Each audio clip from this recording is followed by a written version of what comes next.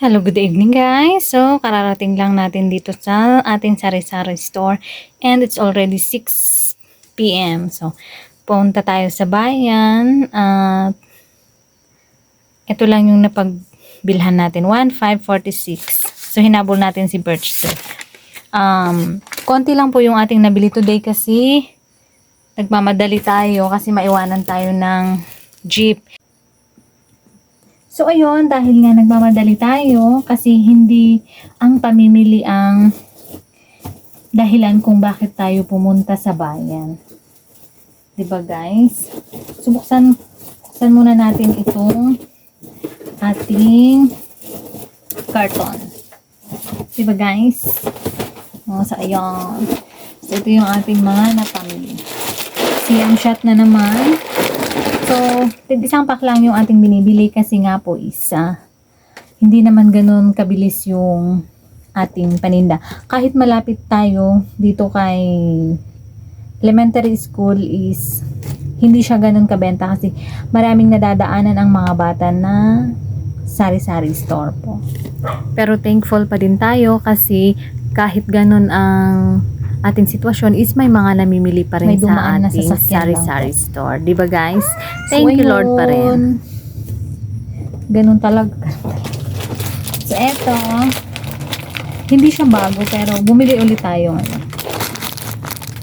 Tig-isa talaga guys.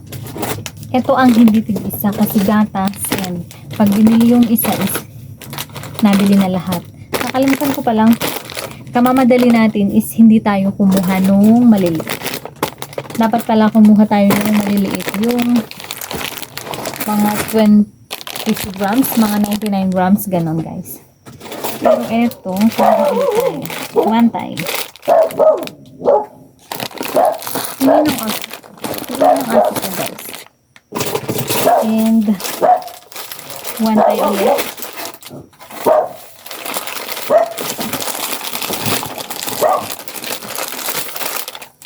One time. Ito one time.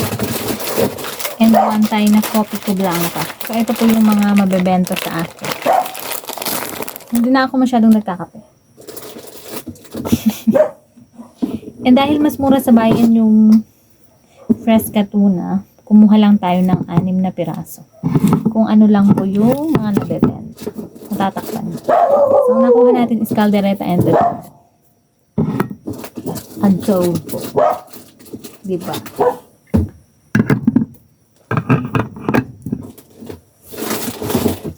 Tapos dalawang pork lang. Hindi masyadong maano naman yung mga bata. And hindi ko naanuhan kasi expiration is kailangan tignan natin.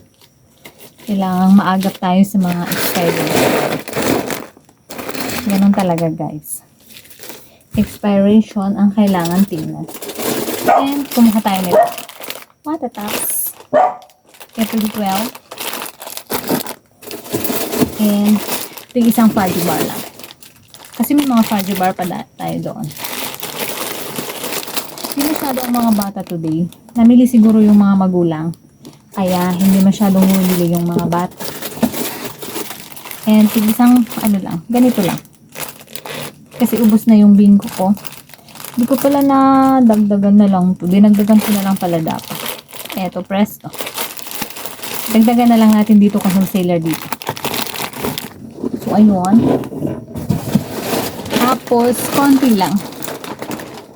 40 lang na chichirya kasi marami pa naman tayo dito. Ay, nako. Hindi pala. Hindi na aabutin ito ng 1 linggo. Pero madami pa tayong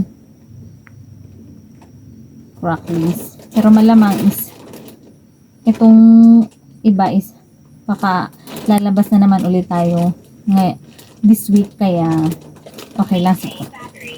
So yun lang guys for today. Dahil kunwari negosyante, dahil negosyante na tayo, kapag may pinuntahan is kailangan bumili kahit konti. Nagmamadali tayo kaya konti yung nakuha kong chichirya.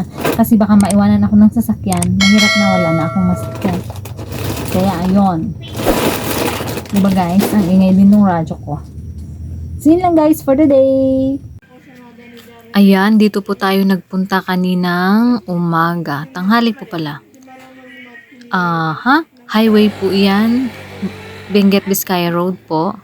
Kaya medyo malawak yung kalsada. And nasa paggawaan tayo ng hollow block. Pero hindi po tayo o-order ha.